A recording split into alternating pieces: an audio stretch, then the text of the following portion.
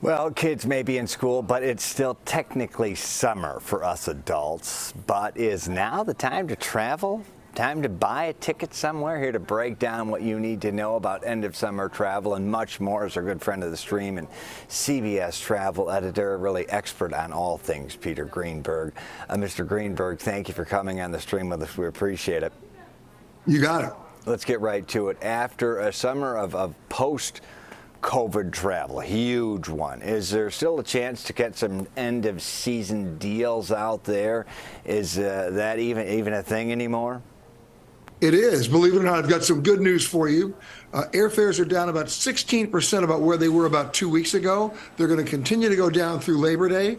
Demand is starting to soften. It's not about kids going back to school. It's really about the fact that people can no longer afford to travel with the airfares being as high as they are. They're taking a little bit of a rest. So if you can afford to travel, now's the time to look and book ahead, not just for Labor Day, but throughout the rest of this year. You're going to see continuing drops in airline prices. So if you do score a sweet deal, there appears to be a widening margin for error when you're actually going to places, be it delays, crew illness, getting stuck on the tarmac. Interesting. American Airlines was just fined more than $4 million for tarmac delays, where thousands of passengers were left stranded for hours while stuck on a plane. Many of us have experienced this. This is kind of a first of its kind fine, a fine like this. What do you make of this? Is this fine actually going to motivate carriers to get more serious about being on time? I mean, it's really like, sometimes it seems like they have no accountability where travels can be forever delayed. What does this fine mean? Well, let's go back to how long this fine's been in place, at least the actual practice. It's called the tarmac delay rule. It goes back more than a decade. And here's what it's actually saying. If you push back from the gate and you keep your passengers essentially hostage for more than 3 hours and not go back to the gate within 3 hours, you are liable to a fine of up to $27,500 per passenger. That's not per incident. So you take a fully loaded 737, you're already at $4.9 million in that fine. So let's put this in perspective. American was fined $4.1 million, not for one incident, but for a number of incidents. Did they pay $4.1 million? No, they paid about $2 million. The other $2 million went for passenger compensation, most likely in the form of flight credits or mileage that's not real cash. So what's the real financial impact of this?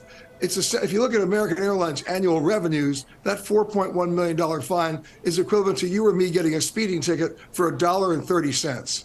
So it's a little bit of a wake-up call, but the Department of Transportation needs to do a harder job and a much more thorough job of monitoring these tarmac delays and making sure there are financial consequences, or the practice will continue.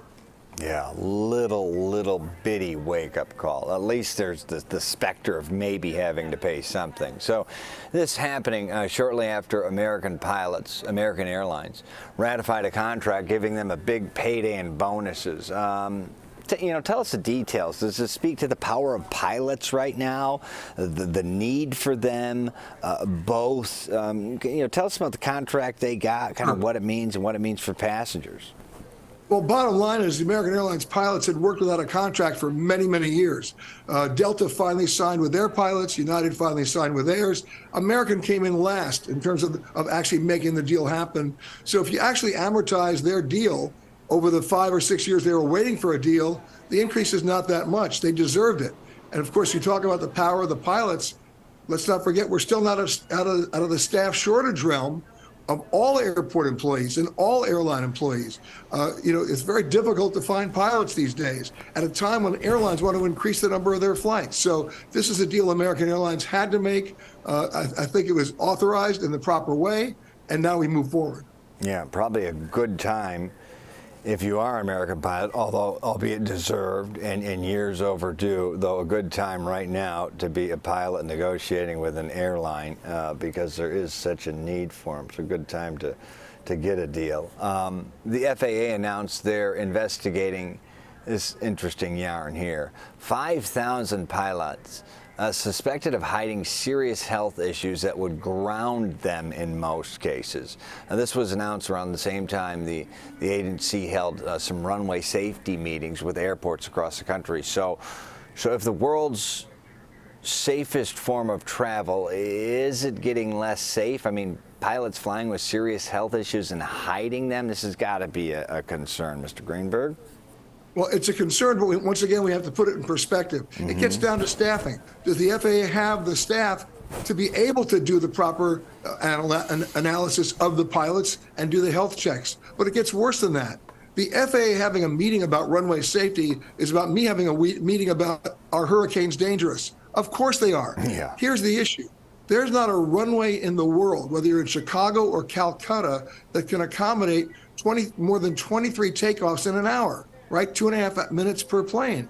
So why are the airlines allowed to book or schedule 40 departures in the hour? Right. What does that result in? Tarmac delay, gridlock, and of course, overworked air traffic controllers, where you have 3 out of the 4 air traffic control centers in America below their 85% staffing threshold, which means that even in the best of weather, and even when the airlines are not adding flights, they don't have enough controllers to work the flights that they have. They got to slow things down. That also contributes to the delays and the gridlock. So we got to figure out the staffing issue with air traffic controllers. You may remember that the FAA announced recently they were hiring 1,500 controllers. That's good news. But once again, it doesn't mean they're working the screens today. It takes 2 years to train one before they're allowed to sit at a console by themselves and work the flights. So we're not out of the woods yet.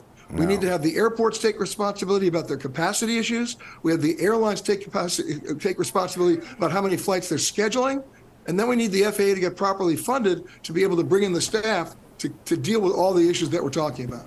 So you are painting a pretty bleak right now picture, and you say there's kind of a 3-prong blame: airports, airlines, and government oversight. Am I reading you correctly?